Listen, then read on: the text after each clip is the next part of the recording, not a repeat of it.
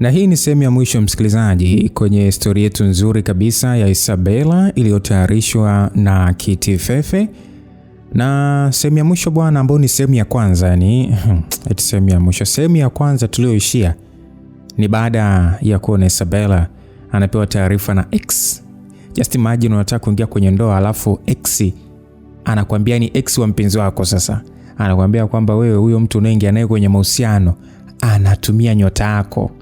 Akishaivuna vya kutosha mwisho siku anakuacha. So ushasikiaga kuna habari za kwamba watu, yani the more unavokutana na mtu kimwili, kuna nguvu fulani hivi unaibadilisha, unaiacha yani kuna vitu fulani unaweza kuvichukua kutoka kwa huyo mtu. Si unafahamu kwa watu wanaojua mambo ya kiroho. Sasa baada ya Isabela kupata hiyo taarifa ni kama mudi ilimkata, hata ile kupambwa penyewe akakataa. Kwa hiyo Isabela anasema ya kwamba niliishia kumwangalia tu. Yani angejua kile kinachonisumbua. Nilianza kumwogopa Niki. Bora nisingefunga ndoa kabla kujua haya ambayo nimeyajua leo. Sijui nitaweza vipi kujikaza kusherekea, ama kweli kosea vyote lakini sio kuoa au kuolewa. Tunasonga mbele. Langu jina ni Lucas Lumbas. Isabela anasema ya kwamba ilibidi nijikaze nielekee ukumbini tu. Nikawaza pengine Yasinta ni muongo. Tulifika ukumbini, ukumbi ulikuwa umepambwa, ukapambika, halafu hakukuwa na watu wengi. Zilikuwa ni familia zetu na watu wachache tu na marafiki wa Niki. Nilikuwa nikiwatazama mmoja baada ya mwingine. Suti zilikuwa kali, wametinga saa za gharama. Yani niliona harufu ya pesa tu hapo. Hawa ni watu wa madini, kwao hela ni kama maji. Sasa ilifikia wakati wa zawadi. Mmoja alisimama akatoa cheki ya milioni 50. Mwingine akafuata milioni 70, mwingine milioni 100. Yani vibunda vilikuwa ni sio vya kawaida. Naona haikuwa tena sherehe bali maonyesho ya pesa. Baada ya sherehe kuisha, tukasa tumerudi hotelini kupumzika. Nilipofika tu nilienda kuoga, nikajitupa kitandani, nikajifunika shuka gubi. Niki naye akaenda kuoga. Aliporudi akameniamsha, akaniambia kwamba mke wangu umechoka sana. Nikasema ndio nimechoka, naomba niache nipumzike. Akasema lakini mbona kama haupo sawa? Kivipi? Muonekano wako tu, sura yako inanionyesha wazi kwamba hauko sawa. Kwanza muda ule unaotakiwa kufanywa makeup ukagoma, japo sio mbaya sababu hakijaribika kitu. Ila bado hata ukumbini hauko sawa. Naweza kusema yale machozi uliyoyatoa wakati wa makeup ni afra, ila akili yangu inakataa. Hiyo ni akili yako tu na mawazo yako. Mimi sina shida yote. Naomba tu niache mdale.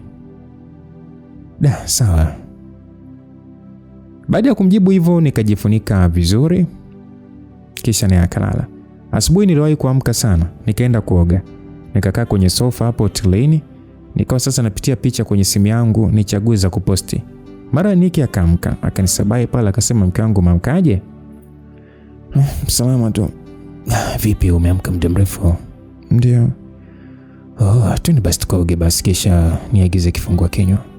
Mimi nishaoga tayari. Sasa ndio taratibu gani huo? Yaani unaoga mwenyewe na mimi nipo hapa. Na sijataka tu kusumbua. Really? Kunisumbua? Tangu lini yani ionekane ni kama unanisumbua? Huu taratibu umeanza lini? Unajua walezi huo unaniamsha mke wangu. Na hakuna chochote kilichoharibika, wewe nenda tu kaoge.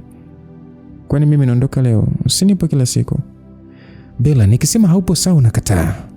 Lakini wewe haupo sawa hata kidogo. Una tatizo wewe, si ndio? Sina tatizo.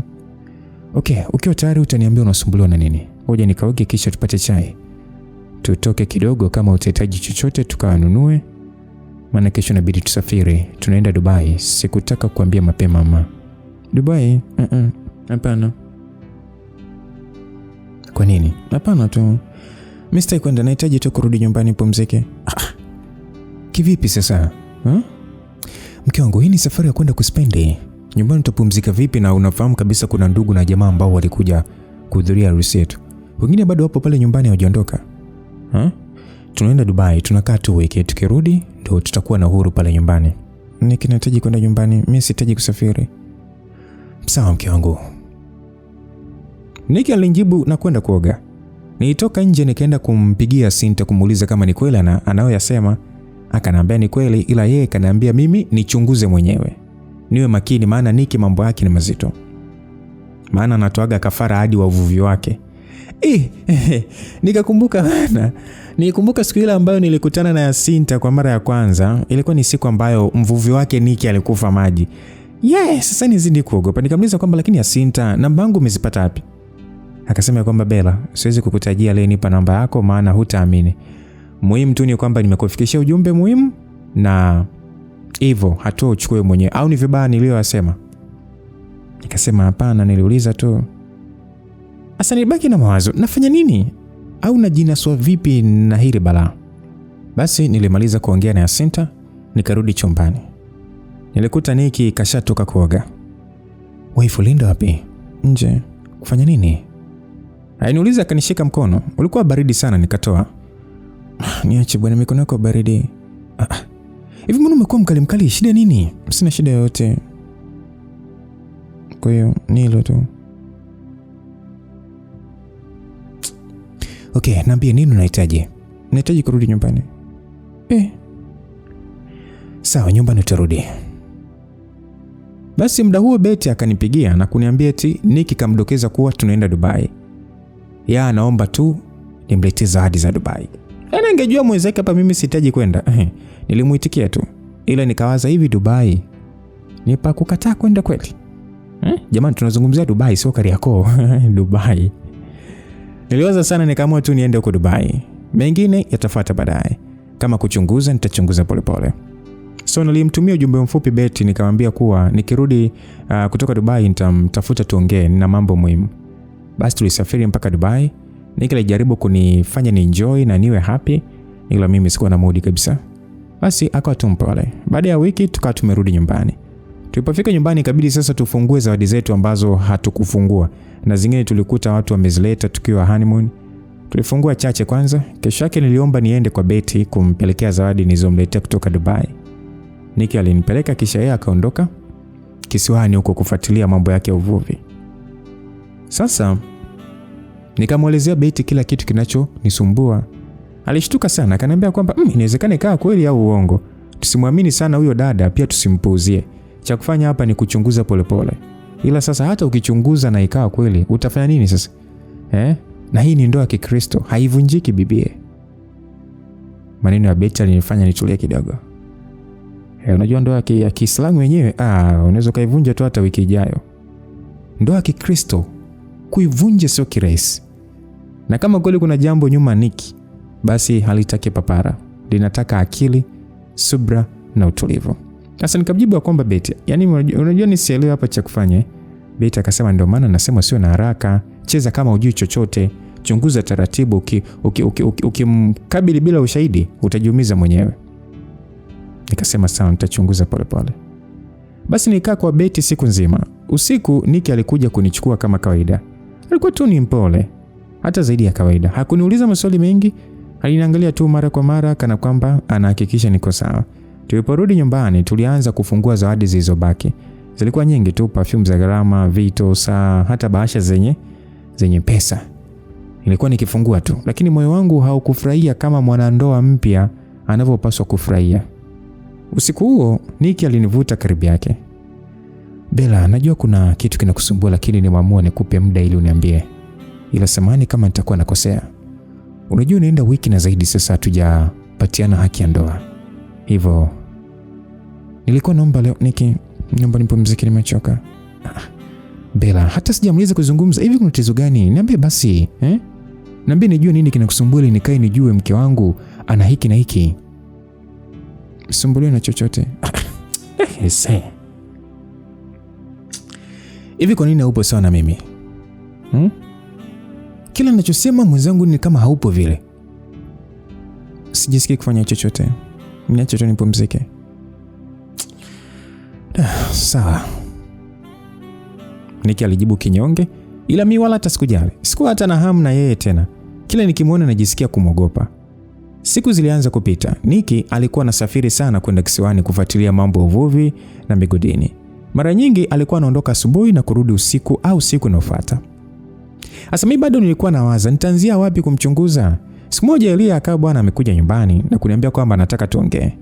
Basi nilimkaribisha, tukawa tumetenga sehemu nzuri tu tuongee vizuri. Nilimwambia kwamba haya nakusikiliza shemu wangu. Elia akasema, mimi bwana brother kaniagiza bwana, kuna mambo ameniomba niongee na wewe. Amesema siku hizo umebadilika sana, yani sio yule uliokuwa mara ya kwanza. Na ameniambia swala hilo limeanzia siku ambayo uligraduate. Hata kwenye ile sherehe ukuwa sawa kabisa. Hata mlivyoenda huko honeymoon pia hali iliendelea hivyo hivyo. Mpaka mnarudi hapa nyumbani hali ilikuwa hivyo hivyo. Aliniambia mpaka mengine ndani, kwa hiyo kwamba kuna mambo ndani ambayo hayapo sawa. Sasa mambo nikuulize na tatizo gani? Pengine labda amekosea au unaogopa kumwambia. Kama utakuwa comfortable unaweza kuniambia mimi nami nitampelekea ili kila kitu kiwe sawa. Elia alisema hivyo. Maneno ya Elia yalinifanya nitazame chini kwa muda. Nilikuwa na mambo mengi sana moyoni, lakini sikuwa tayari kuyaweka wazi kwa mtu mwingine, hata kama ni shemeji yangu. Nimwambia kwamba Elia, sina tatizo kubwa sana, labda ni stress tu, mabadiliko ya maisha, ndoa, majukumu mapya nini. Kwa hiyo ni kama kila kitu kimekuja kwa haraka. Elia akasema, Bella, kama kuna kitu kinakusumbua kuhusu brother, ni bora tu ajue mapema kabla mambo hayajaribika. Nikamjibu, najua, lakini kwa sasa naomba unielewe. Nipe muda kidogo, kama kuna lolote nitakwambia. Elia akasema, sawa, ila nikiona hali inaendelea hivi basi mimi nitakuja tena na usinichoke. Nikasema sawa. Basi tukatumagana hivyo na Elia akawa ameondoka. Nilikaa sebuleni peke yangu nikitafakari sana. Niki alikuwa analalamika.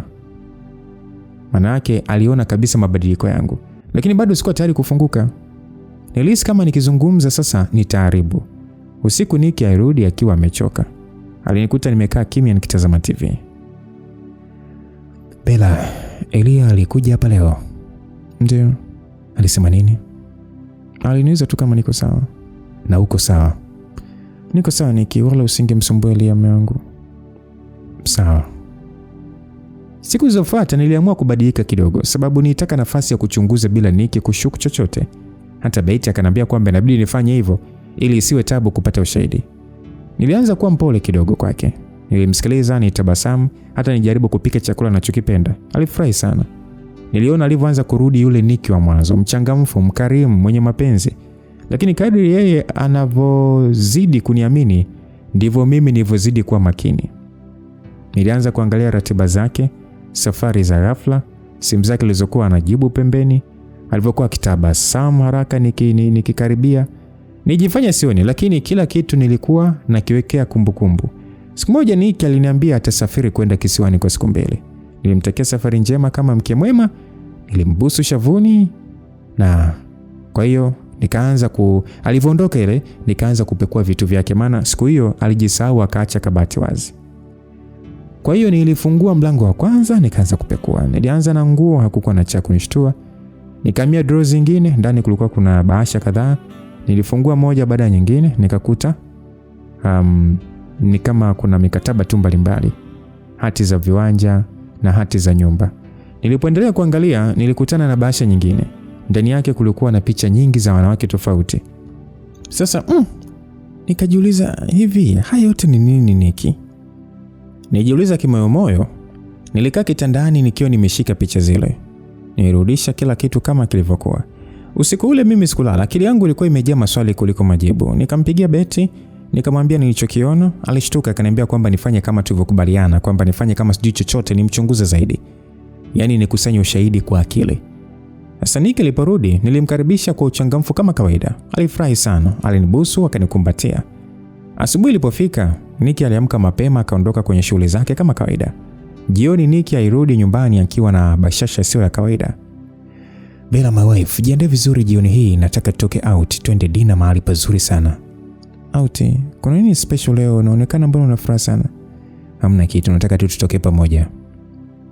Sawa. Niliingia chumbani, nikaanza kujiandaa. Nilichagua gauni langu lilo nikalia vyema. Nikapaka makeup. Niliwataarifu dada wa kazi, yani Mage na Eliza, kuwa sisi tunatoka. Chakula cha usiku hatutokula. Sasa tulipofika hotelini, tuliagiza chakula, tukala. Baada ya chakula, Niki akanitazama sana. Peka nikamshangaa. Bella, naomba nikuulize swali. Niulize mume wangu. Jana ulikuwa unatafuta nini kwenye kabati langu? Alivyouliza hivyo moyo wangu ulidunda kwa nguvu. Nilishtuka sana, ila sasa nikajikaza na kujifanya niko kawaida. Ninatafuta nini? Nilikuwa napanga tu chumba, kuna tatizo? Nikajibu. Niki alitabasamu, Kisha akasema hakuna tatizo, nitaka tu nijue. Sawa. Nilijibu kwa kutetemeka. Lakini sidhani kama ulipanga chochote, maana chumba nilikikuta vile vile. Kwani kuna shida gani? Au kuna kitu chako kimeibiwa? Kwanza tangu lini mimi nagusa kabati lako? Mimi sijagusa chochote. Sijaibiwa chochote, ila sipendi kuchunguzwa. Kwa umenitoa nyumbani kuja kuniuliza mambo au? No, tumetoka tupate dinner. Nirudishe nyumbani. Nilimwambia hivyo, nikanyanyuka na kutangulia nje. Baada ya muda Nicky akaja, tukaingia kwenye gari. Njia nzima tulikuwa kimya. Nikaa nawaza, kwa hiyo yale aliyoyasema ya Sinta itakuwa ni kweli nini? Ndio maana akasema hataki kuchunguzwa Na pia akajuaje mimi nilikagua kabati lake wakati mimi nijitahidi kumrudishia vitu kama nilivyovikuta? Au kaisi tu? Ila mimi nakurupuka kujibu jamani, si ningesema tu mimi sikugusa kabati lake. Sasa tulipofika nyumbani, mimi nikawa kwanza kushuka na kuingia ndani. Nikakuta Mage na Eliza wapo sitting room wanaangalia TV. Basi Eliza akaniuliza pale, habari za huko madam? Nikasema ya kwamba bosi wenu akiingia fungeni mlango. Nilisema hivyo na kuelekea zangu chumbani. Sikuwa na muda wa kujibu nilichoulizwa. Baada ya muda Nicky akawa naye ameingia chumbani. Nibadili nguo, nikafuta makeup, nikaenda kuoga, nikarudi, nikapanda kitandani. Nicky naye alienda akaoga, akapanda kitandani. Wife, niambie.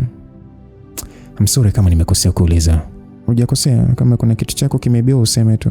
Sijaibiwa chochote, ila nisingependa urudie ulichofanya. Kipi? Wife, hujui umefanya nini tena? Sijui. Sawa mama, tumwepushe shetani, tupumzike. Kesho nataka nitoke kidogo, kuna mahali naelekea. Nicky, mimi nimechoka ise. Hebu ngoja tu tumalize ile jambo, maana nao umelileta. Jambo gani? Najiona jinsi gani tu nilikurupuka kuingia kwenye ndoa. Yesu. Unawezaje kuzungumza namna hiyo? Hebu simtaje Yesu basi. Wewe ni hata aibu. Wewe una aibu kulitaja ile jina? Kwa nini una aibu sasa kulitaja jina la Mwokozi wangu? Nicky, baada ya yote unayoyafanya ndio waweza kujificha kwenye kivuli cha kujifanya una imani sana na Mungu, si ndio? Wife, unajua sijui unazungumza nini. Unajifanya unajua Nicky, si ndio? Okay, nimeshajua kile unachofanya. Na ndio maana umepaniki kuhusu mimi kulikagua kabati lako. Kwamba nafanya nini? Nicky, mbona unanichosha yani kujifanya kwamba hujui chochote? Isabella. Nakuita tena Isabella. Nimechoka sana, nataka upumzika. Hivyo naomba uongee unachotaka kuongea. Mimi sitaki kuna kona, please. Go direct to the point. Najua taarifa zako, jinsi unavyotumia wanawake kujiongezea utajiri wako. Isabella, anayekushauri upuuzi huu anakuponza. Nani ya Sinta? Kumbuka Sinta ni nani kwangu. Kwa hiyo sidhani kama anaweza kukutakia wewe mema. Yaani umeshindwa kutumia akili. I say.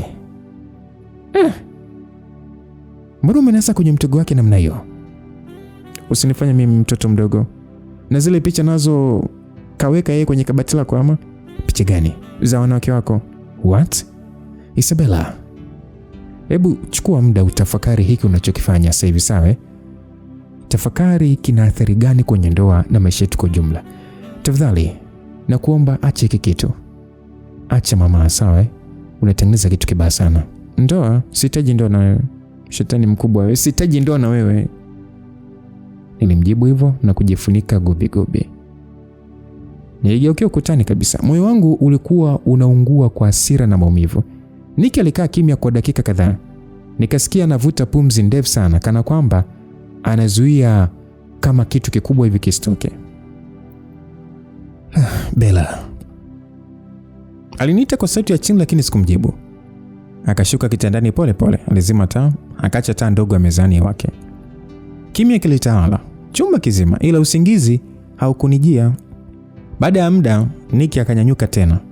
Nikasikia mlango ukifunguliwa na kufungwa. Nicky alikuwa ametoka. Sasa nikajiuliza kwamba kwa nini moyo wangu hauko sawa. Sasa asubuhi ilipofika niliamka mapema tu. Mage alikuwa jikoni akipika chai. Nilimuuliza kwamba hivi bosi wako ameshaondoka? Nilimuuliza maana Nicky sikumkuta. Akaniambia kwamba ndio madam, leo bosi alitoka alfajiri sana. Nikamjibu sawa. So nilifanya shughuli zangu, kisha nikanywa chai, kisha nikaenda chumbani kuongea na Betty. Nikamwambia kile kilichotokea. Betty akaniambia kwamba usivunjike moyo, endelea kuwa makini na usiwe na haraka, ongea naye vizuri tu. Nikasema sawa, nimeelewa. Basi usiku Nick akarudi na kuniambia kwamba wife, najua hupendi kukaa nyumbani. Sasa kuna rafiki yangu hapa aliniulizaga kuhusu wewe kielimu yani. So leo aliniita ofisini kwake akawa ameomba kupatia nafasi ufanye kazi ofisini kwake. Of course atakupa mshahara mzuri tu, maana mimi nilikuwa nimemgomea kabisa. Ila nikaona sio mbaya sana kuja kukuambia tu kwanza na wewe mwenyewe kama upo tayari kwenda kufanya kazi kwake au nikutafutie kitu kingine cha kufanya mimi mwenyewe.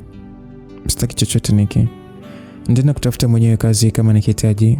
Ninachotaka tu ni talaka. Pardon. Sijasikia au umesikia? Labda kama tujielewa. Nimesema nataka talaka yangu. Hey, stop talking rubbish. What is talaka? Inauza kiasi gani hiyo talaka nikunulie? Unajifanya ujue? Utajua tu. Usitaki kuniambia kwamba ni mambo hapo very serious kiasi hiki. Kumbuka hii ni ndoa ya Kikristo. Talaka ya wapi tena mama? Hebu naomba kwanza relax, sawa? Kesho nitakaporudi tutazungumza vizuri kabisa, sawa? Kila kitu kitakuwa okay. Kwa sasa inabidi upumzike. Sitaki.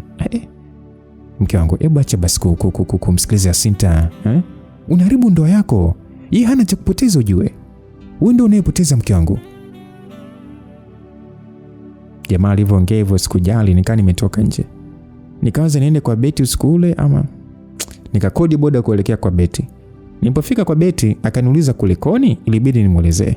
Betty akaniambia kwamba Isabella, sawa nipo upande wako na baadhi ya vitu mimi nimeshiriki kukushauri mpaka tumepata mwangaza, ila kwa hili la kuondoka nyumbani kwako usiku huu na hujaaga, sijalipenda.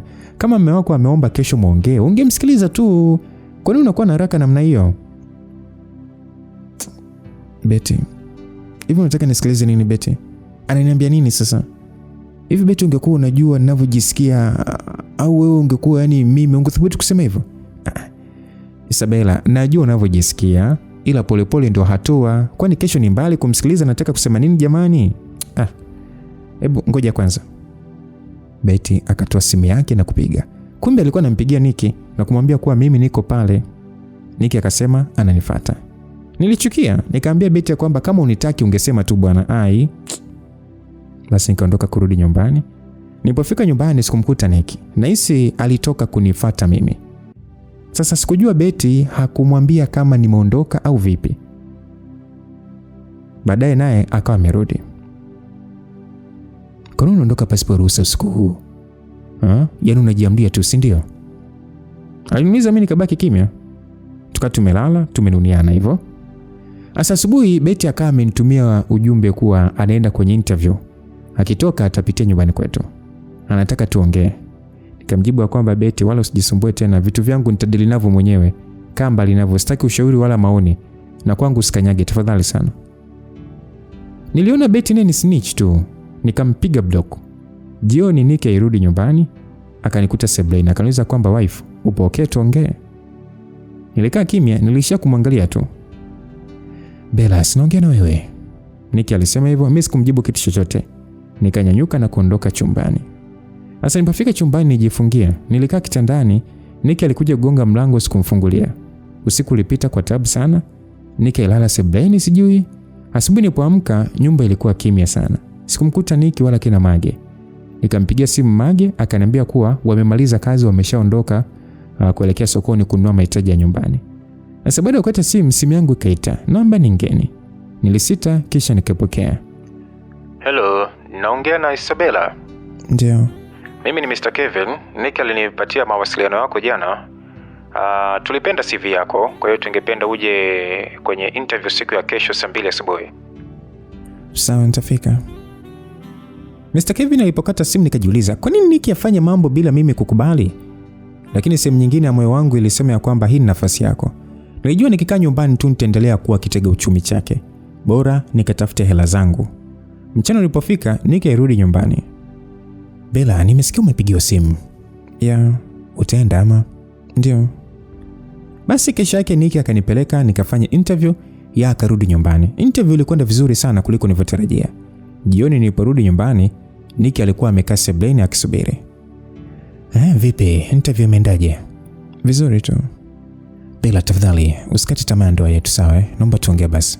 Nimechoka, siwezi kuongea, labda wakati mwingine. Kwa hiyo tutakaa hivi sasa kwa kununiana mpaka lini? Sijui. Nilimwacha na kwenda chumbani. Siku 2 mbele nikaanza kazi rasmi. Nilikuwa nachapa kazi sana tu. Nikirudi nyumbani pia nilikuwa najiweka busy sana. Betty alinitafuta kwa namba nyingine na kunilalamikia kumblock na kuniambia kwa kuwa najifanya mjuaji, ngoja aniache tu na maisha yangu. Mimi sikumjali. Siku zilianza kwenda. Asubuhi nilikuwa natoka nyumbani mapema sana. Mara nyingi Niki alikuwa bado amelala. Jioni nilirudi nikiwa nimechoka kupita kiasi. Nikila tu nakuwa busy chumbani na laptop na simu. Asa Niki alianza kulalamika. Kuna usiku mmoja alisema kwamba Bella, siku hizi hata ni kuongea yani hatuongei. Niki, nimechoka, acha basi kunisumbua. Nilimjibu kwa hasira bila hata kumtazama. Aisee, nilikupeleka kazini ili ujishughulishe, sio ili unipotezee. Usijilaumu kwa jambo ulilochagua mwenyewe. Ulimpeleka kufanya kazi, sasa acha nifanye kazi. Jamaa alikaa kimya. Nikajua nimemuumiza, lakini sikujali. Ndani yangu kulikuwa na kisirani, hasira niliyokuwa nayo sielewi hata mimi yani imetokea wapi. Nilimwona Niki kama mchawi tu. Hashindwi hata kunitoa kafara huyo. Kazini nilizidi kung'ara. Ndani ya miezi 2 tu nilifanya kazi kuliko wote. Nilibeba majukumu mengi kiasi kwamba hata wafanyakazi wenzangu walinishangaa. Siku moja nikapigiwa simu na bosi wangu Mr. Kevin. Nilipoingia ofisini tu kwa Mr. Kevin, alinitazama kwa tabasamu. Akasema kwamba Bella, kazi yako ni nzuri sana, umeonyesha uwezo mkubwa kwa muda mfupi. Basi kwa unyenyekevu nikasema asante sana. Akasema lakini kuna jambo lingine, Niki amenitafuta, ameniomba nikuachishe kazi, amesema kazi imeanza kukuondoa kwenye ndoa yenu. Nikasema kwa nini aniingilie na hii ni kazi yangu? Akaniambia kwamba yule ni rafiki yangu, kwa hiyo lazima nimsikilize, lakini niliona nikujulishe pia. Nikasema this is not fair. Nilisema kwa hasira na kunyanyuka. Nilitoka ofisini nikiwa na hasira kali sana. Kila hatua niliyopiga ilikuwa ni kama inachochea moto moyoni mwangu. Nilipofika nyumbani, sipoteza muda. Niki, nilimuita kwa hasira, alitoka sebuleni. Bella, my wife, niambie, umeenda kwa bosi wangu kuomba niachishe kazi? Ndio, nilikuwa najaribu kuokoa ndoa yetu. Ndoa gani? Hivi unataka tu nikae nyumbani ni kuombe hela kila siku ama? Hapana Bella, mke wangu. Niki, mimi nimeshachoka bwana. The only problem, hutaki tuongee. Tuongee nini sasa? Mimi niache nitafute pesa zangu basi. Nitatafuta kazi mahali pengine bwana. Mwenye ofisi sio rafiki yako peke yake tu. Bella, nadhani utakuwa unajichosha tu sana kufanya hivyo. Ni bosi gani huyo mjiuni si mjua na akakupa kazi wewe? Labda kama una hamu ya kuzunga tu mjini na CV zako pasipo mafanikio. Vizuri. Niandike talaka yangu sasa. Unataka talaka? Ndoa ya Kikristo hii mama, au sio? Utaenda kunipatia mahakamani? Nilimwambia na kuondoka chumbani. Nilikaa kidogo nikaamua nitoke niende hata mahali ni relax tu. Nilitoka nikaenda kwenye baa moja hivi nikaagiza balimi nikaanza kunywa. Kidogo akaja mwanaume mmoja hivi na kunisalimia na kuniomba akae hapo meza niliopo. Mimi wala hata sikumjibu. Akajiambia kukaa tu. Sasa baada ya dakika kama 10 nikashangaa Niki kafika pale nilipokuwa nimekaa na kumvamia yule kaka. Akaanza kumpiga bwana. Nikamwambia Niki, acha tafadhali. Nipiga kelele pale lakini Niki hakuacha. Aliendelea kumpiga yule kaka huku anamshtumu kutembea na mimi na ndio ananitia kiburi. Asole kaka alijaribu kujitetea akasema kwamba bro, mimi sijafanya chochote, mimi sifahamiana na huyu sister, nilikuja tu kusalimia. Lakini Niki hakusikia chochote. Alimpiga ngumi nyingine mpaka watu wakaanza kuingilia kati bwana. Wakamzuia Niki. Sasa ikabidi nimwambie Niki ya kwamba Niki, unanitia aibu. Nilimwambia kwa hasira na machozi yakinitoka. Sasa uongozi wa baa uliamuru wote tutoke nje. Yule kaka aliomba msamaha mara kadhaa akaondoka zake. Nikabaki na Niki nje ya baa. Turudi nyumbani. Mstaki. Bella, tafadhali. Watu wanatuangalia. Turudi nyumbani. Basi ungefikiri hilo kabla kuvamia watu hadharani. Nilitembea kuelekea barabarani. Nikasimamisha taksi. Niki alinifuata akanishika mkono. Nikasema niache. Akasema Bella, hauko sawa, tafadhali rudi tuongee. Nilipanda taksi nikamwacha amesimama pale. Mimi nikaa nimeenda nyumbani kwa wazazi wangu. Nilipofika nyumbani, mama akaniuliza na shida gani. Nilianza kumuelezea toka kujuana na Asinta na yote alioniambia na ninayoyaona. Asa mama alinisikiliza, uso wake ukiwa kawaida, yani yuko kawaida sana, kana kwamba hashawishiki na chochote. Ana ulinda wake moyo. Sasa nilipomaliza kuzungumza, mama akasema kwamba Bella, hayo yote unayosema ni porojo tu. Wanawake wa siku hizi mnapenda sana kusikiliza maneno ya watu. Huyo Yasinta ana wivu tu. Mama, mimi nimeona kwa macho yangu mama picha za wanawake tofauti tofauti. Hakuna kitu kama hicho.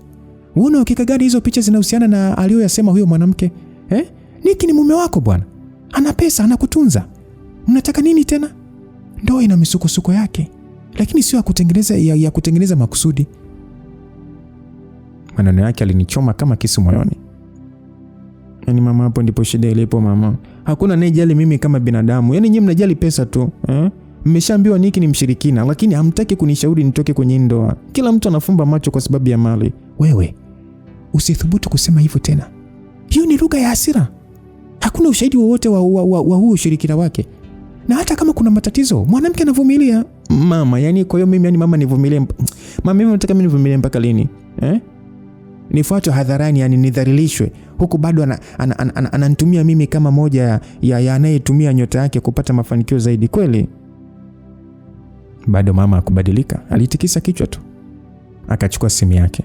Akasema kwamba hii hasira yote inaonyesha hauko sawa. Ngoja nimpigie Niki. Mama, hapana mama. Nilimkataza, lakini ilikuwa tayari kwanza nilikuwa nimeshachelewa. Akaanza kuzungumza na Niki. Niki mwanangu, mkeo yupo hapa. Yuko na msongo tu wa mawazo, usiwe na wasiwasi. Kwa hiyo muache apumzike tu kwa leo, alafu kesho atarudi nyumbani. Haya mambo yatapita tu mwanangu, wala hata usijali. Basi mama aliongea hivyo na Niki. Nilimchukia mamangu kwa muda ule. Nilichukia namna alivyofanya uamuzi kwa niaba yangu. Namna alivyomfanya Niki aonekane sahihi na mimi naonekane mwenda wazimu.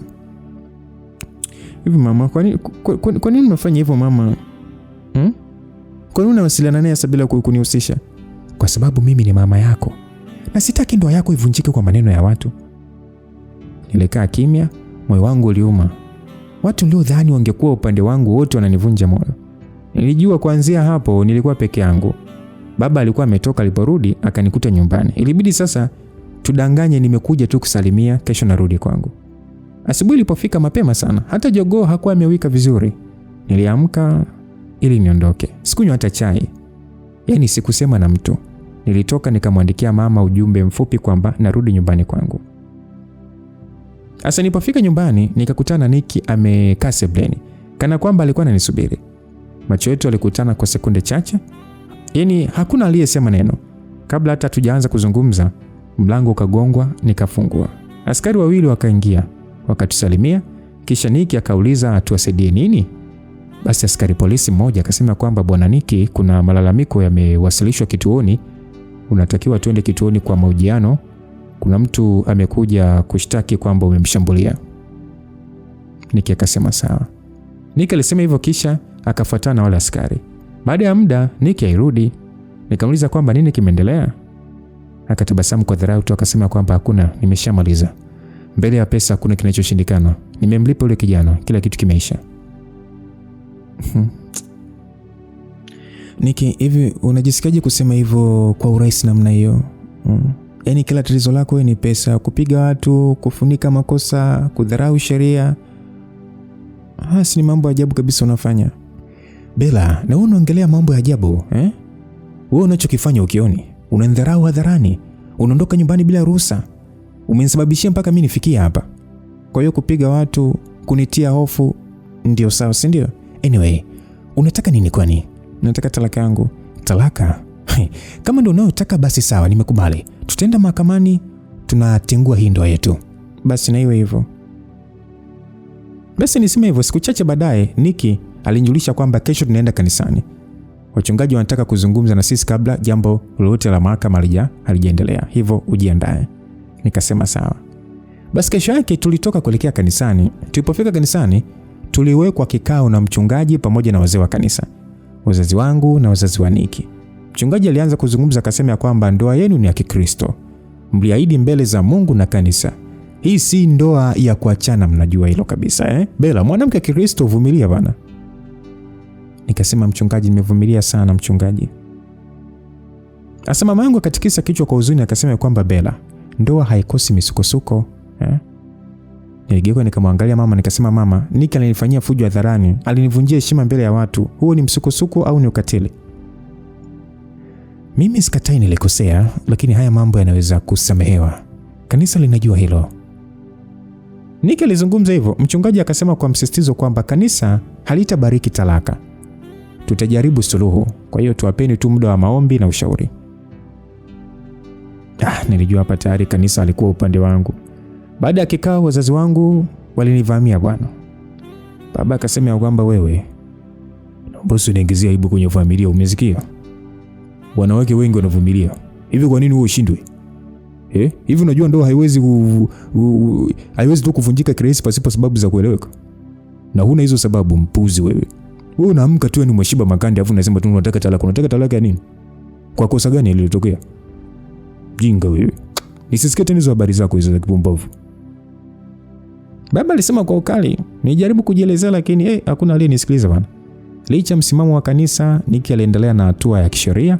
Wakili wake alifungua shauri la kuvunja ndoa.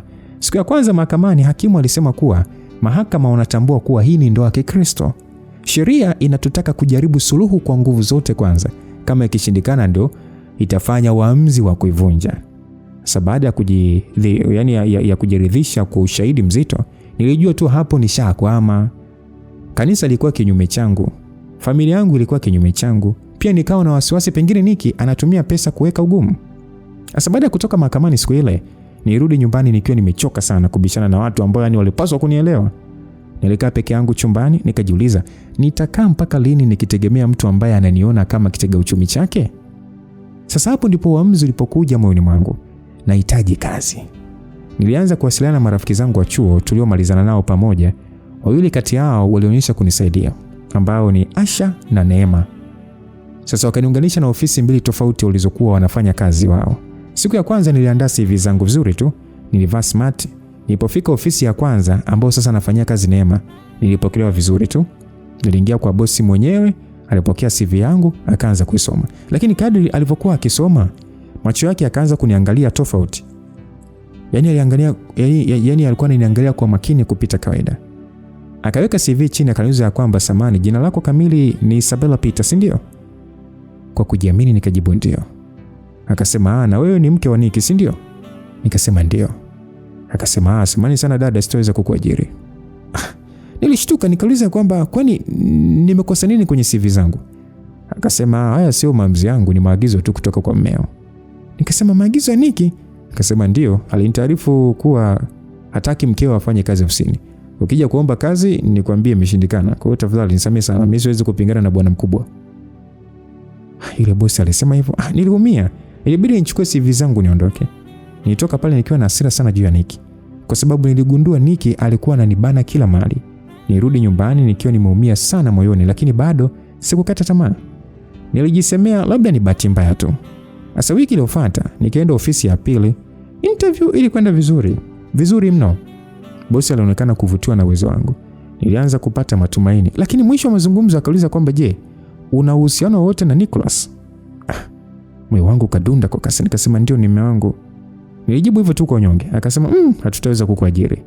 Nikasema kwa nini tena? Akajibu kwamba Nick amesema hataki mkeo afanye kazi yote ofisi. Ana nguvu kubwa sana dada. Kwa hiyo nenda kamuombe ruhusa kwanza. Nilichukia sana. Nilikusanya CV zangu nikatoka nje. Nikakaa kwenye benchi nikalia kama mtoto. Nilipita nyumbani nikaenda kuwashtakia anachonifanyia Nick. Sasa babangu akawa amempigia Nick simu na kumuuliza kuhusu kuzuia mimi kupata kazi. Akasema kuwa ni kweli, sababu tu nikienda kufanya kazi sitomsikiliza kama hapo awali alivyokuwa amenipeleka. Ndio maana ajaribu kuwajulisha ma-CEO wengine wasinipe kazi. Nilimwambia baba achane naye tu. Sasa wakati nipo pale, Betty akawa amekuja nyumbani kuwasalimia.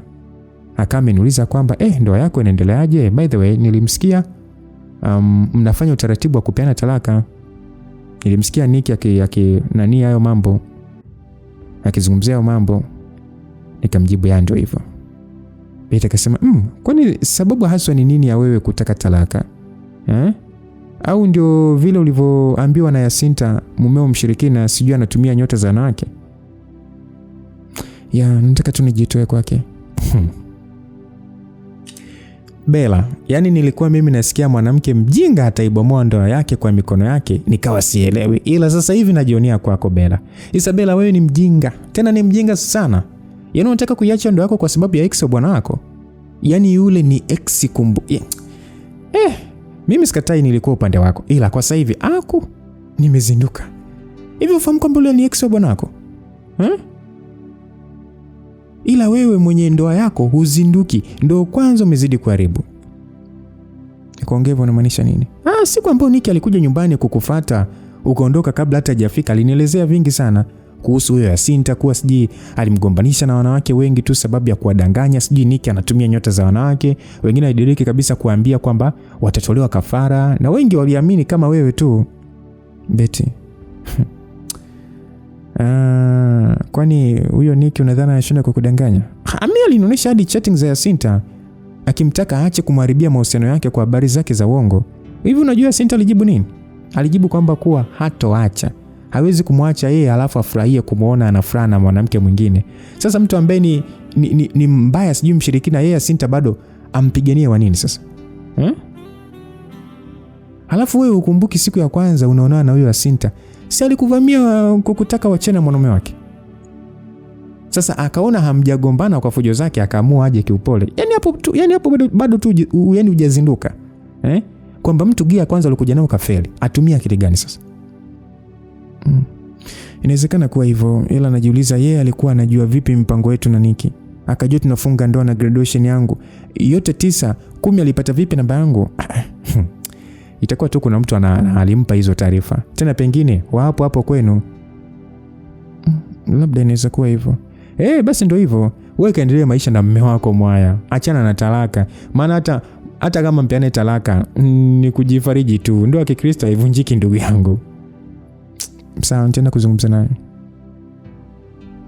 Kwanza nilimtafuta Yasinta, nikamuuliza namba yangu alipata wapi. Alishia kucheka toka kata simu. Nilikuwa na mpango wa kukaa nyumbani, ila nikaamua tu niende kwangu. Sasa niliporudi nyumbani sikumkuta Nicky. Nikaamua kuingia kupika chakula cha usiku. Kina Magi wapumzike tu. Kwa mara ya kwanza baada ya muda mrefu nilipika mwenyewe. Nilipika chakula ninachokipenda Nicky. Harufu ilijaa nyumba nzima. Niliandaa mezani vizuri, nikaoga, nikapendeza. Moyoni nilijiambia leo nitaomba msamaha. Leo nitanyenyekea. Saa zilipita, saa 2, saa 3, saa 4, saa 5 Nicky akurudi. Moyo wangu ulianza kuumia. Hatimaye saa 6 usiku hii hapo. Nikasikia mlango unafunguliwa huko sebuleni, maana nilikuwa chumbani. Nikakimbia mpaka sebuleni, nilikuta Nicky kaingia bwana.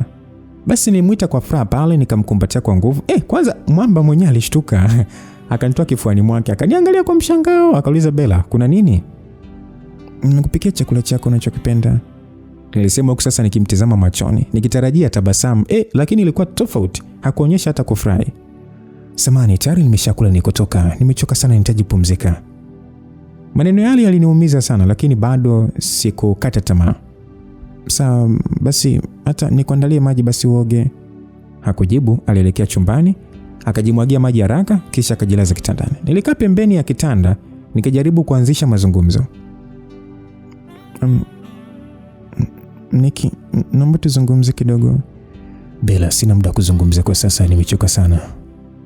Nilinyamaza, nilizima taa, nikalala pembeni yake, lakini usingizi haukunijia haraka hata kidogo. Sasa asubuhi ilipofika, nisikia vikelele kidogo, nifumbua macho nikamkuta Nicky amevaa vizuri tu, begi likiwa pembeni. Nicky, unaenda wapi? Nasafiri, naenda Dar es Salaam. Sasa ningejiandaa nikusindikize, mbona ukuniaga? Haina haja, utanichelewesha tu. Kabla hajasema neno lingine, alichukua begi lake na kutoka nje. Mchana nilijaribu kumpigia simu ikawa haipokelewi. Nikamtumia message ya kujibu. Siku ikapita, siku nyingine ikaingia. Nilipata taarifa kwa Elia, Nicky anatarajia kukaa huko wiki 2 nzima. Kila siku nilimtumia message nikisema kwamba Nicky, tafadhali nahitaji tuzungumze, nimekosea, niko tayari kusikiliza, usinyamaze hivi baba, unaniumiza. Lakini majibu hayakuja. Nilikaa na mawazo, nikajiuliza, je, ndoa yangu bado ipo kweli au ni jina tu limebaki? Nicky aliporudi akaniambia kesho kutwa yake tunaenda mahakamani. Na hakutaka kuzungumza na mimi lolote. Siku ya kwenda mahakamani ilipofika, niliamka mapema, ila nilibaki nimekaa kitandani. Nilijaribu kusimama, miguu ikakataa kunibeba. Siwezi kwenda, nilijiambia siwezi kwenda. Nicky alijiandaa, akasema kwamba Bella, jiandae, tumechelewa. Nicky, siendi. Unasema nini? Siendi mahakamani, mimi siwezi. Naomba leo usiende, nataka tuzungumze. Haya ni maamuzi yako, mimi nitaenda. Alichukua funguo za gari na kutoka nje bila kusema neno jingine. Nilikaa siku nzima nikimsubiri. Jioni ilipofika, nilikuwa chumbani, mlango ukafunguliwa bwana. Nicky akaingia, alitoa karatasi kwenye briefcase lake, akaziweka mezani. Hii hapa hati ya talaka. Nicky, nilishangaa, mbona imeenda mambo haraka sana hivi? Maka imeendelea kusikiliza kesi bila wewe. Mimi nimekamilisha kila kitu na imenisikiliza. Kisha akanisogezea karatasi na kalamu. Saini hapa Bella. Alizungumza. Machozi yalinitiririka. Nilimtazama Nicky, nikitafuta hata chembe huruma. Yaani hata kuniuliza kwa nini sikwenda. Hakuna tena cha kuuliza bwana, saini. Saini hapo tuhitimishe. Nitazama zile karatasi kwa muda mrefu, machozi yakanitoka. Kalamu ilikuwa mkononi mwangu. Najishauri ni saini au nishusha mkono nikaiweka kalamu mezani. Hapana, nilisema. Nicky alinitazama kwa mshangao. Unasemaje? Sita saini, mimi siko tayari. Bella, hebu naomba usifanye mambo kwa magumu, sawa? Talaka tayari ipo. Lakini sasa huwezi kunilazimisha kusaini kitu ambacho moyo wangu hujakubali. Usifikiri hili litabadilisha chochote aisee, umesikia? Utanisumbua kwa muda mfupi tu. Mimi sihitaji, naomba tusitishe. Usiposaini leo, kesho utasaini. Nicky, wewe. Basi Nicky alichukua zile karatasi, akaziweka kwenye kabati, akafunga. Alitoka bila kuniaga. Nikachukua simu nikampigia Elia, akapokea. Elia akasema, shemeji yangu niambie. Elia, tafadhali nahitaji msaada wako. Bella, nini kimetokea? Nataka ongea na Nicky. Anataka ni saini talaka, lakini mimi siko tayari. Tafadhali sana zungumza naye. Mimi sitaki tena kuachana naye na kuna kitu kinanisumbua, nahitaji tu kujua. Sawa, mimi nitaongea naye. Hilo kwangu ni jambo dogo sana. Na kipi kinakusumbua? Yaani ni kwamba Nicky na Sinta walikosana kwa sababu gani hasa? Yasinta alimsaliti Nicky. Alipata mimba mwanaume mwingine. Nicky alimpenda sana Yasinta, alijitoa kwa kila kitu. Alimsomesha chuo mwaka wa kwanza mpaka wa 3. Alifanya kazi usiku na mchana kwa ajili ya mwanamke wake. Ila nyewe wanawake wasijani, huo ni mizunguko sana. Sijui huwa mnatakaga mpendwe vipi. Sijui mnatakaga mthaminiwe vipi. Haya, na wewe tena umekuwa yani huelewi, unataka talaka. Yaani nyewe wanawake yani mnamvuruga sana bro. Sema kuhusu hilo swala, nitaongea naye, usijali. Tashukuru sana shemeji yangu. Naomba nisamehe kwa kutokuwa muelewa. Usijali, mimi hujanikosea. Ngoja turekebishe tu maana anyway, usijali. Basi nilipokata simu, nikawa nimepigiwa na ule boss Kelvin. Alioniachisha kazi. Akaniambia kwamba Jumatatu niende kazini, kanirudisha. Nikamuuliza imekuaje, si alimsikiliza rafiki yake akaniachisha? Akanijibu eti Nicky kamwambia tunapeana talaka, hivyo hana mamlaka tena na mimi. Nikafanya tu kazi. Nikasema hivi kumbe Nicky kaamua kweli? Basi nilijikuta naongea peke yangu, nikasema kwamba kwa hiyo umeamua kweli kuniacha Nicky? Niliongea peke yangu, mdomo sasa machozi yananitoka bila kuomba ruhusa. Mlango kafunguliwa ghafla bwana. Nicky akawa ameingia. Kevin amekupigia simu, si ndio? Kwa hiyo ni kweli ulichomwambia? Tayari umeniweka pembeni kama mimi si kitu. Bella, acha drama, umesikia? Talaka iko tayari. Kila mtu anatakiwa endelea maisha yake. Naomba nisamehe mume wangu. Sikujua kama Sinta amendanganya. Na ulipotaka kuelekezwa bado hukutaka. Kwa hiyo hapo kosa la Sinta au wewe mwanamke mpumbavu? Na mimi ndio mwenye makosa. Basi upendo haulazimishwi, umesikia? Hivyo acha tuachane. Na usitegemee nitabadili mawazo. Maneno yake aliniumiza kuliko kipigo. Kesho yake Elia akanitafuta na kuniambia kwamba nimeongea na Nicky. Ni ngumu sana Bella, bado ana hasira, ila naamini ataelewa. Ndio nishamkosa Nicky hivyo. Usijali, atatuelewa tu. Mimi najaribu kuwa mpole kwa kipindi, kwa hiyo usijafanya kosa likasababisha mambo yawe magumu zaidi, sawa? Sawa shemeji yangu, asante. Aisee, maneno ya Elia yalikuwa ni kama maji baridi juu ya moto unaounguza moyo wangu. Lakini bado maumivu hayakuondoka. Nicky alijiweka mbali nami. Siku ya Jumatatu ilifika. Nijiandaa kwenda kazini kwa Kevin nikiwa na hofu na maswali mengi kichwani. Je, kweli Nicky alikuwa ameniacha kabisa au alikuwa ananitesa tu kwa hasira? Asa jioni niliporudi nyumbani, Nicky alikuwa sebuleni. Kimya kilitawala kati yetu. Hakuniuliza Yaani hata kuniuliza nilikotoka, wala sikuthubutu kuanzisha mazungumzo. Usiku tulipokuwa kitandani sasa, siku ukiwa tayari kusaini utaniambia, Niki, mimi nimeomba tuache please. Sasa ulikuwa unaomba talaka unisumbue bure ama? Hivi unajua mimi nipo busy kiasi gani? Alafu nimekupa nafasi ya kunisumbua kwa sababu tulifunga ndoa. Ila sina kawaida ya kubembeleza mwanamke. Yaani anayetaka kuachwa na muacha tu. Hivyo nawe harakisha tu ili uweze kusign tumalizane. Nililia jamani. Ila yeye hata hakujali, ndio kwanza alivuta shuka kalala. Kuna wanawake mpo hapa mnanisikiliza na nyinyi mmeshatikisa kiberiti. Mwanaume anavuta tu muda. Akishasema enough ni imetosha. Imetosha. So mimi nilia sana usiku ule. Kila nikimwangalia Nikki akiwa amelala kwa amani kana kwamba ni hakuna kinachoendelea, moyo wangu mimi ulikuwa unapasuka zaidi. Nijifunika shuka mpaka kichwani, nikalia kama mtoto. Hatimaye uchovu wa kulia ulinishinda. Usingizi ukanipitia bila mimi kujua. Asubuhi ilipofika nilishtuka kwa sauti ya alarm. Kichwa kilikuwa kizito, macho yamevimba kwa kulia, lakini nilijilazimisha kuamka. Lazima niende kazini. Sasa Nikki alikuwa tayari ameondoka. Nilijiandaa, nikaoga, nikavaa, nikajitazama kwenye kioo.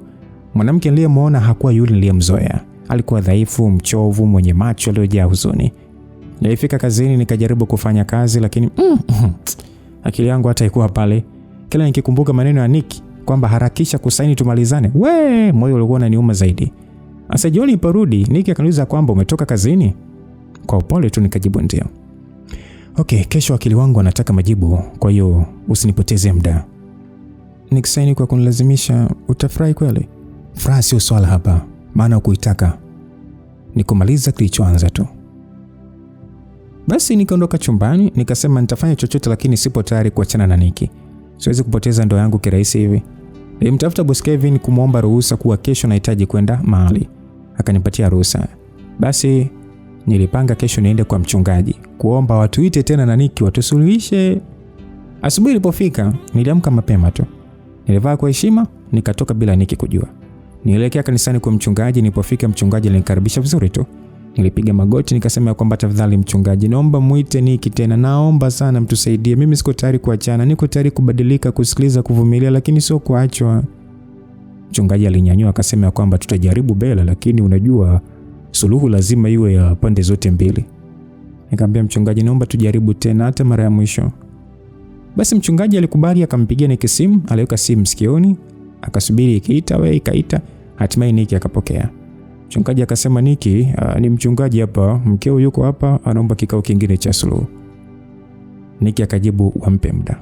Asa jioni ilipofika, badala ya kurudi nyumbani, nilipitia kwenye baa moja hivi nikaagiza bia. Chupa ya kwanza ikaisha, ya pili isha, ya tatu ikaisha. Nilikuwa nakunywa si kwa starehe, bali na yani ile kufuta mawazo. Kila funda lilikuwa linaondoa maumivu kwa sekunde chache tu, kisha narudi maradufu. Nilianza kulewa, kichwa kikawa kizito, macho akaanza kuona kitu kimoja kipo viwili. Sijui nilikuwa naongea nini, sijui nilikuwa nacheka ama kulia. Nilizima. Nilipozinduka nilikuwa nyumbani kwenye sofa sebuleni. Kichwa kinauma vibaya mno. Ni kavu. Nikijaribu kukumbuka nilirudije sielewi, sikumbuki chochote.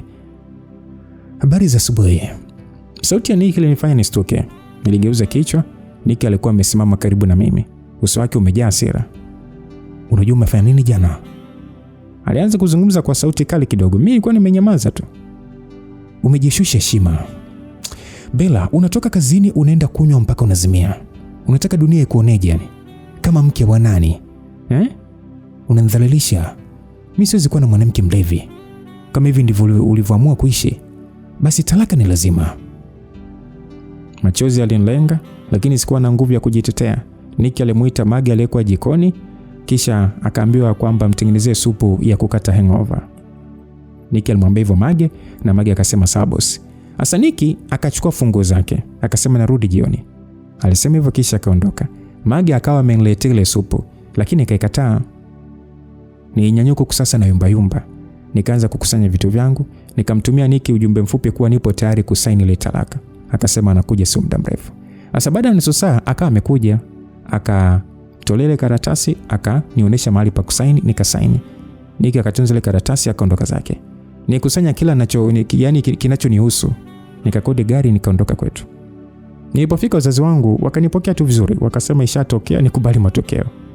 Nilimtafuta Kevin na kumuomba samahani kwa kutokwenda kazini na sikutoa taarifa. Akaniambia nisijali, nikalimpa taarifa kuwa naumwa hivyo nipumzike tu mpaka wiki ijayo nitakuwa sawa. Basi nishukuru, nikasema wiki ijayo nitaenda kazini nifanye kazi kwa bidii sana maana ndo nishaachwa. Nijitegemee sasa. Usiku wa siku hiyo nilijiuliza maswali mengi moyoni, lakini hakuna hata moja lililokuwa na jibu. Nililala kwenye chumba changu cha zamani. Asubuhi ilipofika, mama aliniletea chai. Akakaa pembeni na kitanda changu bwana. Alinishika mkono akasema ya kwamba maisha yanaanza upya Bella. Alisema nitabasamu kidogo, lakini machozi yakadondoka. Siku chache zilipita, nilijitahidi sana kuwa sawa. Nilianza kuamka mapema kusaidia kazi za nyumbani. Wiki ilipomalizika, nilienda kazini. Nilijitayarisha pale. Nilipofika kazini, Mr. Kevin alinipokea kwa tabasamu akasema karibu Bella, na afurahi kukuona ukiwa sawa. Alisema hivyo nikasema nashukuru sana. Nijibu kwa unyenyekevu. Sasa nilianza kufanya kazi, lakini mchana ulipofika simu yangu iliita. Anayenipigia alikuwa ni Nicky. Moyo ulindunda kwa kasi, nilihisi mikono ikitetemeka. Niliacha iite mpaka ikakata. Ikapigwa tena na tena. Kwanza nikavuta pumzi ndefu, kisha nikaamua kuipokea. Hello Bella. Abe. Nitaka tu kujua kama umefika salama na kama uko sawa. Maneno yale yalinichanganya. Yaani siku zote ndio ameamua leo kuniulizia kama nimefika salama. Niko sawa. Vizuri, tutazungumza baadaye. Alisema hivyo kisha akakata simu. Basi simu ile bwana ilipokata, nilibaki nikiitazama kwa sekunde kadhaa. Moyo ulikuwa bado unapiga kwa kasi. Baadaye haikuwa ikufika. Siku zilipita. Nicky hakupiga tena. Kila mlio wa notification ulinifanya nitetemeke, lakini kila nikiangalia haikuwa ni yeye. Mara nyingi nilitaka kumpigia, lakini niliogopa nitamwambia nini? Nitamwambia bado nampenda au? Nijikaza nikaendelea na mambo yangu. Kila asubuhi nilifika kazini mapema, nikafanya kazi kwa bidii. Mr. Kevin alianza kuniamini zaidi. Akanipa majukumu mapya. Wenzangu waliniona na tabasamu tu, lakini hawakujua moyo wangu ulikuwa unauma uko kwa ndani. Wiki ziligeuka mwezi mmoja kamili ukafika, lakini maumivu hayakuisha. Yalipungua tu. Hayakuwa makali kama mwanzo. Nilijifunza kuishi nayo, kuamka nayo, kufanya kazi nayo.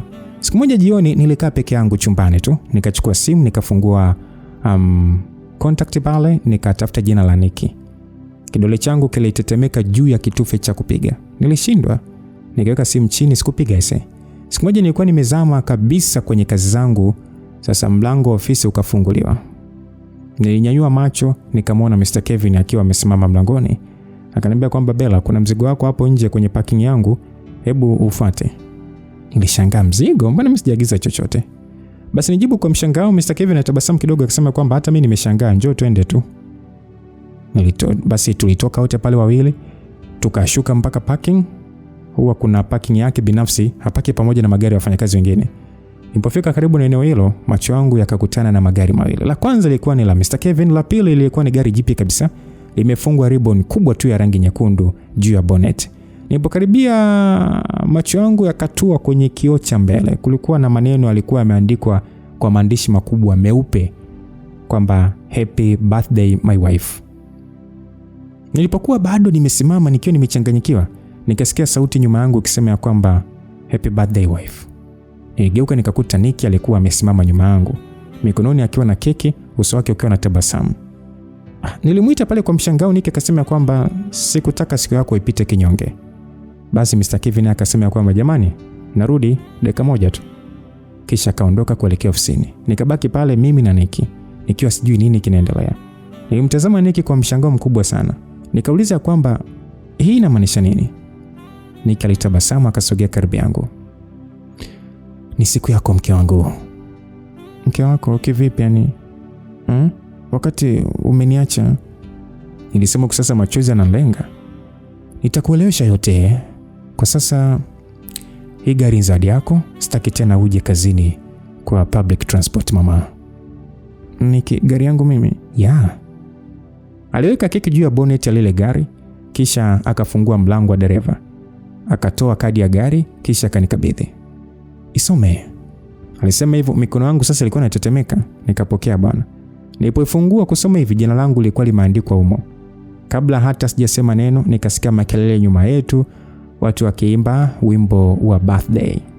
Niligeuka kwa mshangao. Wafanyakazi wenzangu walikuwa wamekuja pamoja na Mr. Kevin. Nilikuwa sijaelewa kabisa, nilikuwa naota ama ni kweli.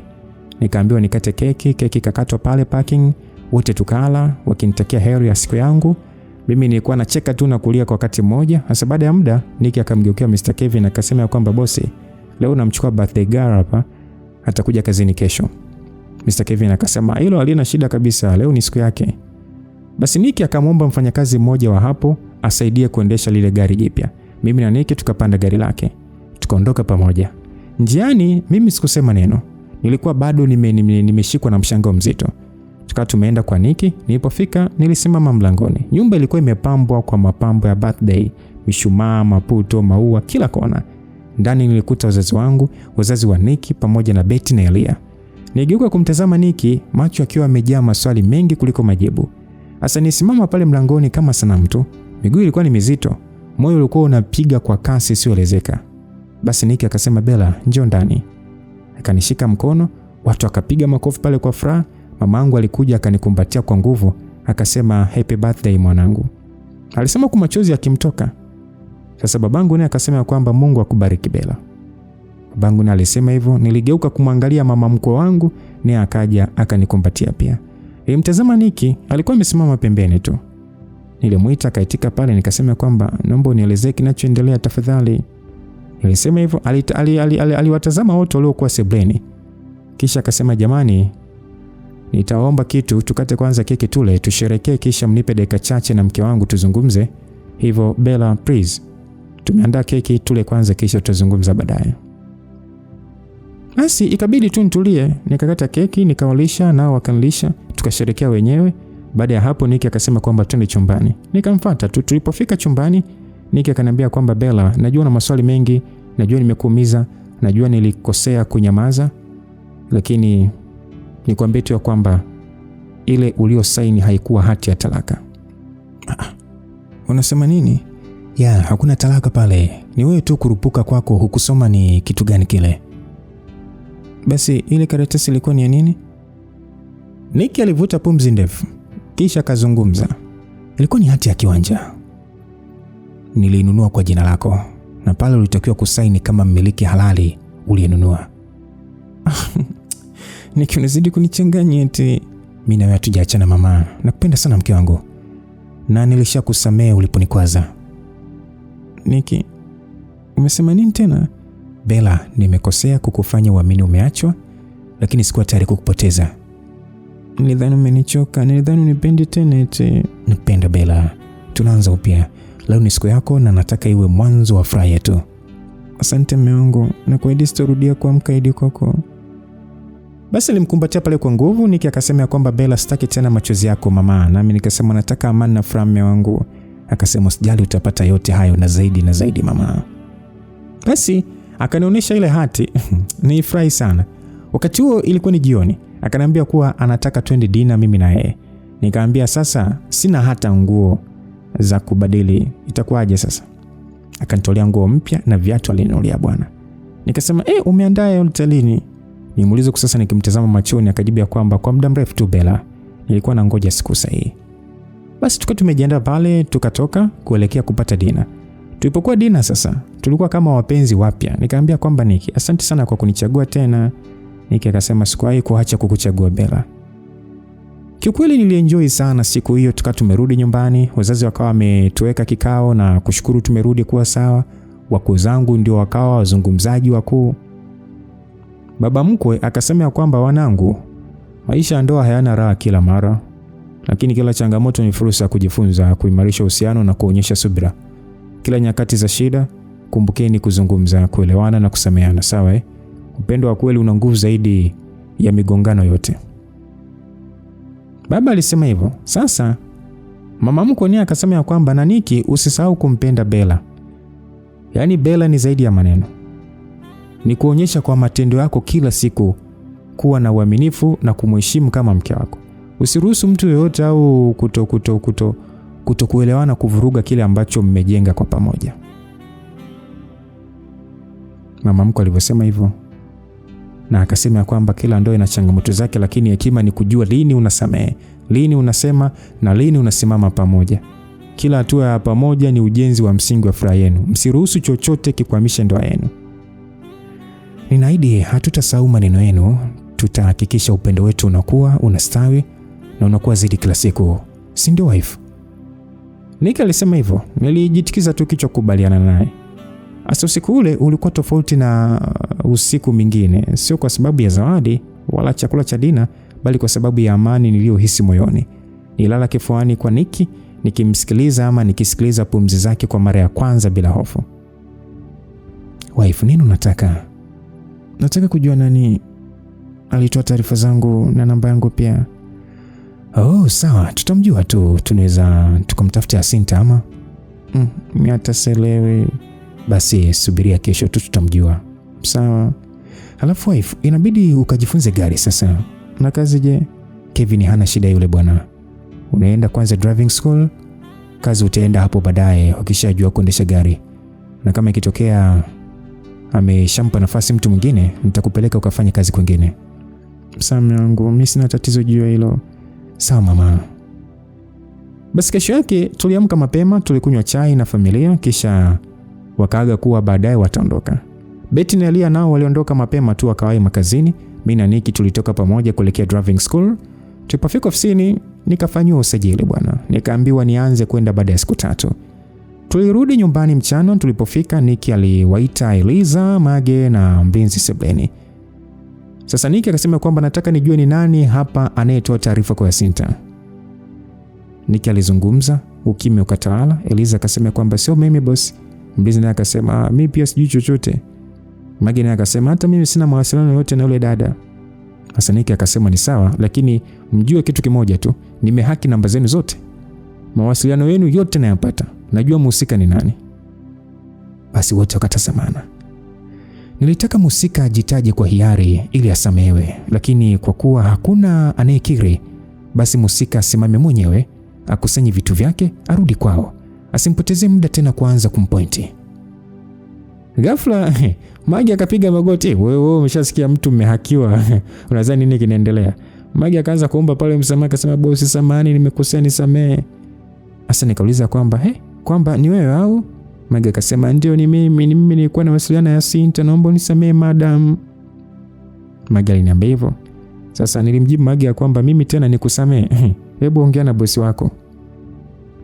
Basi Nick alisema kwamba asante kwa kusema ukweli. Mimi sikuwa nimehaki namba wala chochote.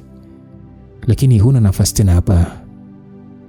Mmeniingiza kwenye migogoro ya ndoa. Mimi siwezi nikahaki namba zenu bwana, ni kosa kisheria. Lakini pia umewahi pia kunigombanisha na wanawake wengine wakati wa mahusiano mengine kwa kushirikiana na Asinta. Kwa hiyo unaweza kuondoka tu. Mage alilia huko akiomba msamaha, lakini Nick alisema kwamba hapana, kusanya vitu vyako, utapewa mshahara wako wote, lakini kuanzia leo sikutaki ndani kwangu.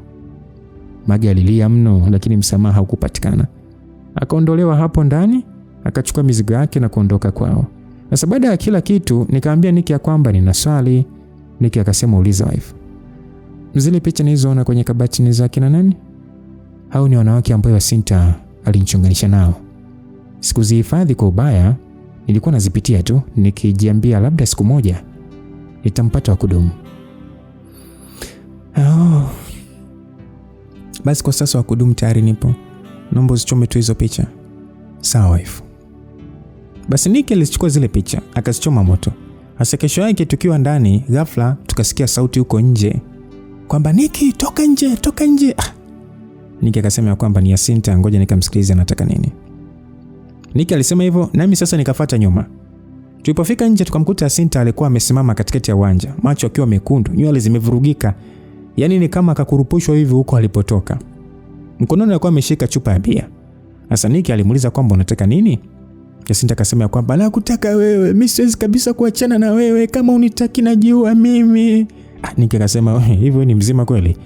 Nani awe na wewe tena? Asinta, nadhani umenizoea katika sura ya upole. Sasa nadhani unatakiwa unioneke vingine. Asinta kuona Nick hamuelewi, akavunja ile chupa ya bia, akainua juu bwana. Akasema kwamba msinikaribia, nitajiua hapa, nitajiua. Nilishtuka nikasema Mungu wangu. Niki akasema kwamba tafadhali Yasinta, usifanye hivyo. Maisha yako ni ya thamani sana. Hata kama hatuko pamoja. Yasinta naye kwa sila akasema usinifundishe thamani ya maisha, kelele. Thamani yangu yote ilikuwa kwako. Sasa mimi nikaambia kwamba basi Yasinta, mimi nipo tayari kukuachia Niki, sitaki vita jamani, usijiue sababu ya mapenzi. Yasinta akasema wewe ndio ukae kimya kabisa, mwanaharamu mkubwa wewe. Basi bwana mlinzi akarusha kirungo kikampiga Yasinta mkononi, akaachia ile chupa. Mlinzi alipotaka kumwahi kumdhibiti Yasinta, akakimbia bwana. Sasa baada ya Yasinta kukimbia, tulibaki na taharuki. Sasa Niki akasema kwamba usiogope Bella, hili litaisha tu. Naenda kutoa taarifa polisi sasa hivi. Nikauliza kwamba anaweza kwenda na wewe? Niki akasema ndio, hili linakuhusu pia. Basi tulifika kituoni, tukaanza kutoa maelezo pale. Askari alitusikiliza kwa makini. Niki alianza kueleza kila kitu kuanzia mwanzo, vitisho vya Yasinta, usumbufu wa muda mrefu hadi tukio la kutishia kujiua. Sasa Niki kwa msisitizo akasema kwamba yule mwanamke ni hatari sana, anaweza kumdhuru mke wangu au kujidhuru yeye mwenyewe. Basi mimi nilitoa maelezo yangu. Polisi walituhakikishia kuwa watamkamata Yasinta na kufunguliwa mashtaka. Kuanzia siku ile msako ulianza bwana. Polisi walimtafuta Yasinta kwa ndugu, marafiki na maeneo aliyokuwa akionekana mara kwa mara. Na baada ya wiki moja, Yasinta alikuwa amepatikana akiishi kwa rafiki yake nje ya mji. Alikamatwa na kupelekwa kituoni. Yasinta akaanza kumwomba msamaha Niki, ila Niki akasema hataki kuweka huruma naye. Akasema tu kwamba sheria ifuate mkondo wake. Basi bwana, kesi ilienda mahakamani.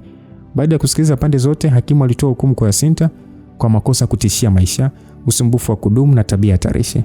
Mahakama ikamhukumu mshtakiwa kifungo cha miaka 2 gerezani. Yasinta alilia. Nilihisi huzuni kidogo, lakini zaidi nilihisi amani. Alitaka niwe msimbe huyu. Huyu dada alitaka niwe msimbe. So baada ya hapo tukaendelea na maisha yetu. Mimi nikaanza driving school mpaka nikafanikiwa kuweza kuendesha gari na nikapata leseni yangu. Nikarudi kazini kwa Mr. Kevin. Pia mume wangu akanifungulia biashara ya furniture.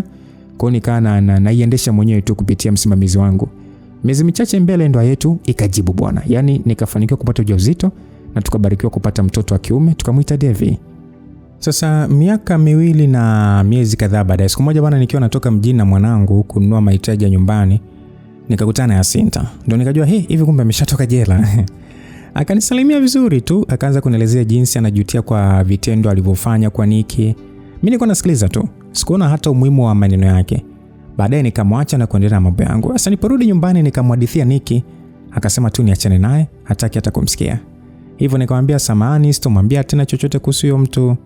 Ningependa kuwahusia wanawake wenzangu jamani, ya kwamba lindeni ndoa zenu kama mnavyolinda mioyo yenu. Sawa zungumzeni na wanaume zenu kwa uwazi jamani.